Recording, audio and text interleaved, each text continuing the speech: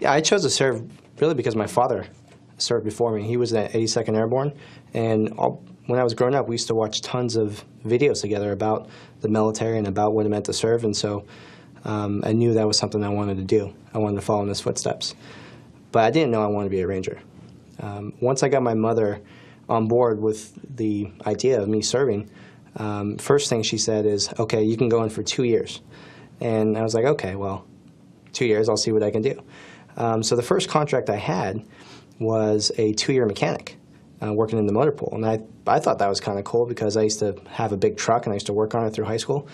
So I call up my dad and I tell him, hey, Dad, I got this 2-year contract working in the motor pool. And he's like, you know there's an airborne unit out of Vicenza, Italy. Why don't you try that? So I go back to recruiters, and luckily I scored well on all my exams. I said, hey, I want to go to Vicenza, Italy Airborne. They whip up a new contract for me, 3 years, Italy. And I call my dad up again, and I say, Dad, I got the contract. And he's like, that's great. Well, if you really want to push yourself, you should think about a Ranger contract. Remember we used to watch them when you were younger? And they're the tip of the spear. They're the best of the best. I'm like, wow, that sounds really cool, Dad.